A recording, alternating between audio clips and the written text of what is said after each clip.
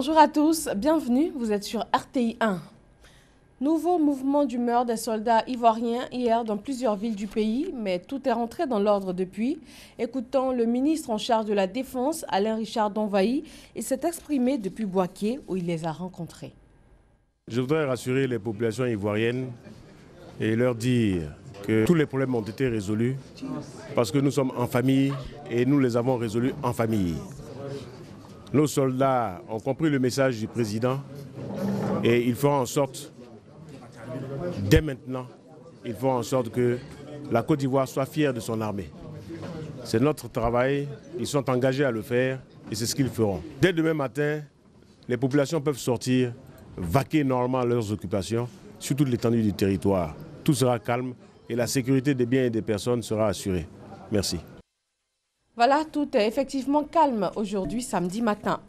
Et c'est le deuxième jour du sommet Afrique-France à Bamako au Mali. Ce 27e sommet s'est ouvert hier vendredi. Une quarantaine de chefs d'État, les principaux responsables onusiens, des organisations sous-régionales, des centaines de ministres et aussi des milliers de participants abordent des questions essentielles au continent. Le vice-président ivoirien Daniel Cablon-Duncan, il représente son pays. Pour cette première sortie en tant que vice-président de Côte d'Ivoire, nous vous proposons un extrait de l'intervention de Daniel Cablon-Duncan. Nous sommes heureux et fiers de représenter le président Alassane Ouattara à ce 27e sommet Afrique et France qui se tient ici dans la belle capitale Bamako du Mali. Et c'est avec un plaisir que nous retrouvons cette belle capitale.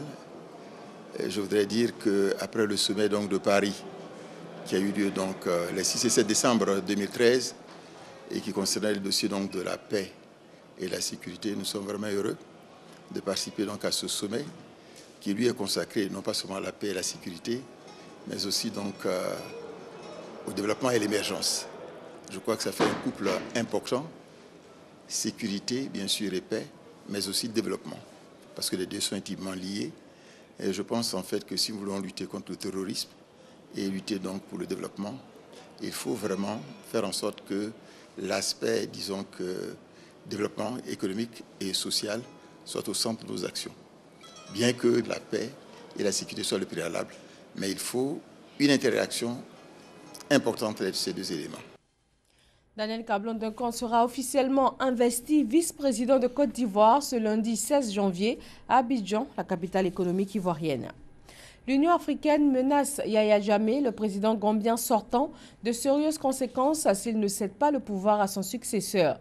Réuni hier vendredi à Addis Abeba en Éthiopie, le Conseil de paix et de sécurité de l'Union indique qu'à compter du 19 janvier, il cessera de reconnaître la légitimité de Yahya Jammeh. L'Union appelle également les forces de sécurité et de défense du pays à la plus grande retenue, soulignant que leur devoir est de se soumettre et de se mettre à la disposition des autorités démocratiquement élues de leur pays. Dans quelques heures, le coup d'envoi de la CAN 2017 sera donné à Libreville au Gabon. La cérémonie d'ouverture sera suivie du match d'ouverture.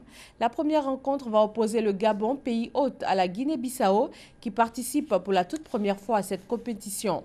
Les éléphants de Côte d'Ivoire, tenants du titre, entrent en lice ce lundi 16 janvier. Ils affrontent le Togo dans le groupe C. Merci de votre attention. Je vous retrouve à 13 h pour un nouveau point de l'actualité. Très bon samedi à tous.